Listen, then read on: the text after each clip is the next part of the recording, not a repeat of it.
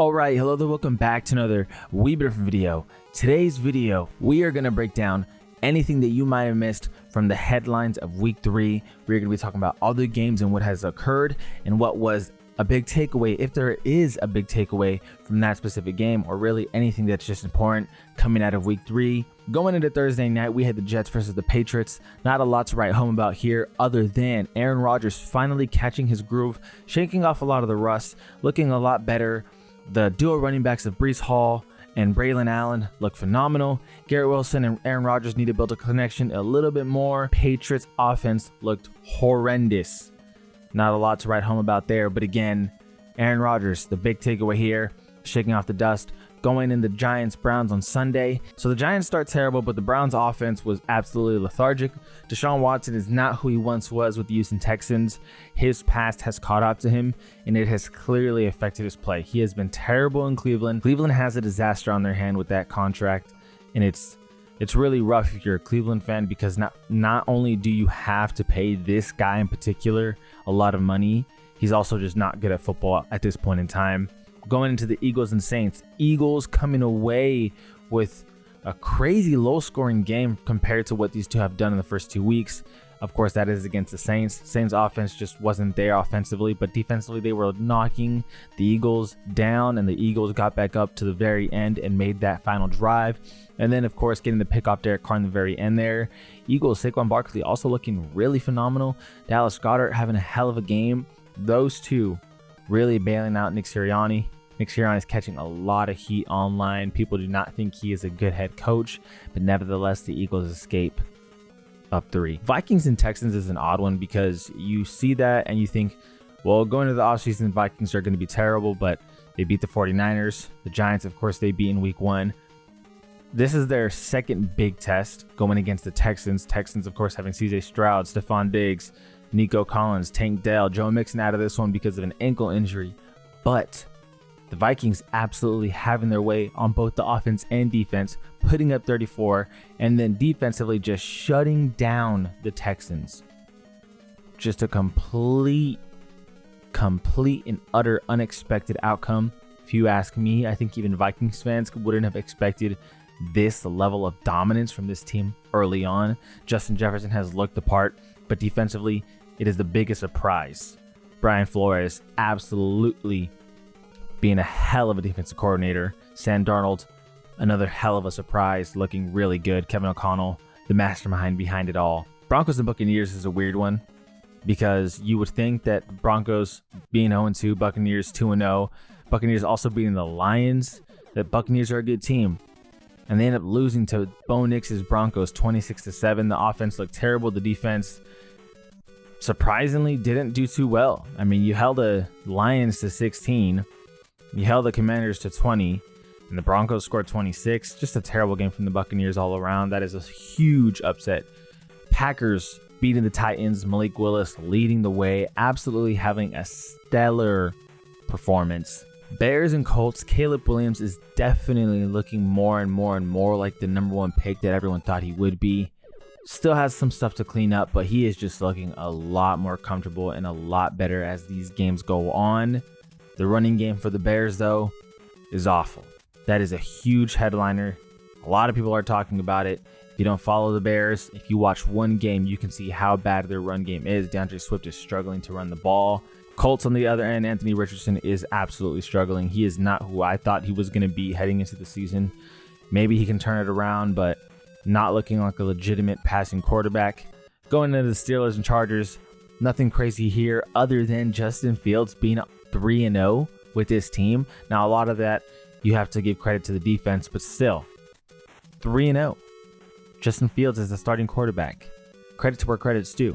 Impressive nonetheless. Chargers losing Justin Herbert to high ankle sprain. He already was questionable going into the contest, and of course, re-aggravated it. That's going to be something to follow as the game goes on. Chargers fall to 2-1 against Steelers.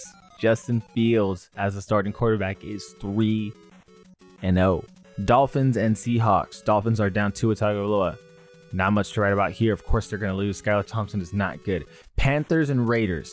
Huge headliner. There's no way you missed this, but if you did, Red Rifle, Andy Dalton, comes in and everyone's thinking the Panthers are the worst team in the league. And then, well, what do you have it? He has a tremendous day, honestly making Bryce Young look terrible because his offense put up 36 points.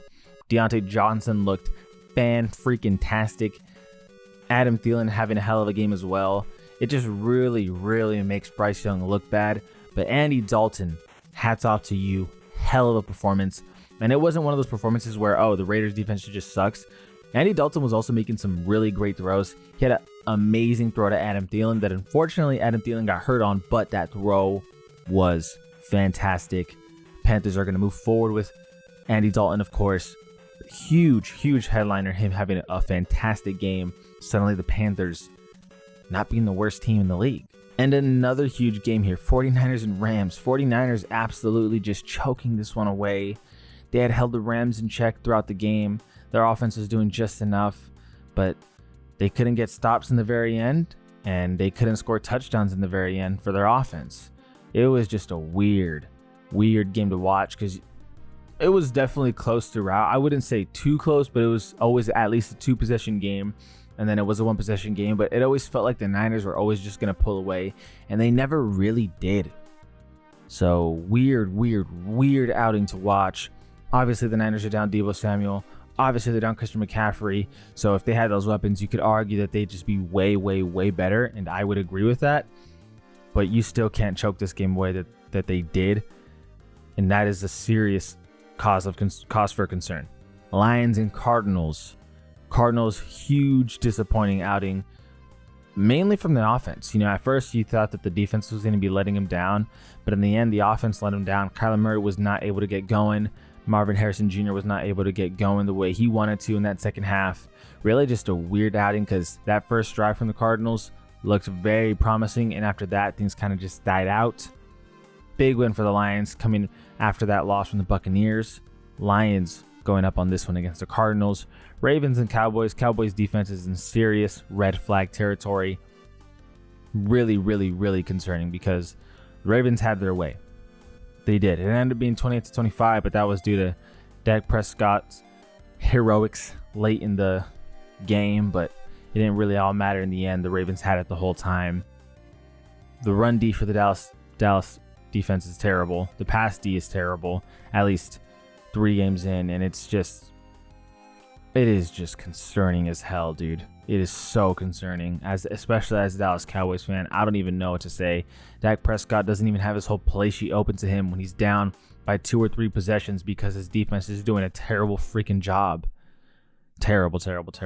Chiefs and Falcons, 22-17. Chiefs take the win here, and we talked about it last week in our recap of week 2. The Chiefs get calls that go their way often, and everyone talks about it. Everyone knows it.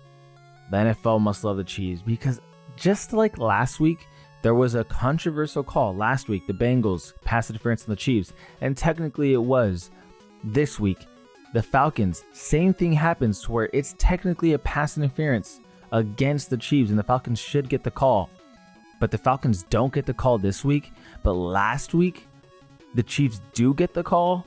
And then finally, Monday night, it was an eventful Monday, to say the least. The Bills absolutely demolished the Jaguars. The Jaguars' defense couldn't do jack. They just couldn't stop Josh Allen. Under no circumstances did they have any fighting chance with that defense. Just honestly a terrible game. Terrible football. Josh Allen had his way that entire first half, and eventually Mitchell Trubisky came in and was like, all right, I'll just kill clock here. Mac Jones even came in for Trevor Lawrence because the Jaguars, they were just down so bad. They ended up losing 10-47. Not a lot to say about that game other than complete and utter domination. But this game, Commanders and Bengals, being one of the highlights of the week. Jaden Daniels really having his coming out party. Having 2 solid games the first week, but this game was his superstar game. Made a throw to Terry McLaurin and a touchdown in the fourth quarter, to really pull off that dub, making it a 2-possession game. Just outstanding performance from him. Looking good as pocket passer, looking good running, of course, and scrambling, just really improvising in general. It is honestly insane what the Commanders did, and Joe Burrow looked fantastic. But guess what? There were no punts this game. Both defenses played tremendously, terribly awful. That is a lot of tremendously, terribly awful. Like, I don't think I've ever used that sentence in my life.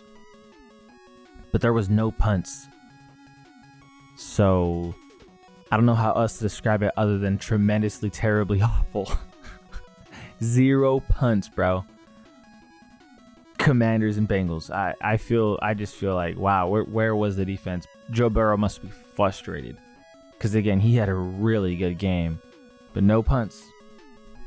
And then the Bengals, Evan McPherson missing a 47-48 yarder. So tough, but huge coming out party for Jaden Daniels. Again, he did look good the first 2 weeks, but this was his superstar game. This was his I am going to be the man of the future kind of game. So congrats to the Commanders. It looks like you have something special on your hands. And that is your breakdown of week 3. Any headlines you might have missed, any news you might have missed that was important. Although I didn't mention this, Christian McCaffrey is going to Germany to get his Achilles healed, or he already did. The point is, he went to Germany to see a specialist, something regarding his Achilles tendon. Anyway, that is cause for concern, because if you're having to leave the country during the season about an injury you already have, that doesn't speak well to if you're coming back soon. It looks like he's going to be out for longer than his original IR stint, which is 4 weeks. So Christian McCaffrey fans, 49er fans, if you have him on your fantasy team, not looking good. But anyway, that's something you might have missed throughout all of this that's happened. As always, I appreciate you guys. Catch you next week. Feel free to like and subscribe. It goes a long way to helping the channel. As always, this is We've Been Different. We've been different. And we out.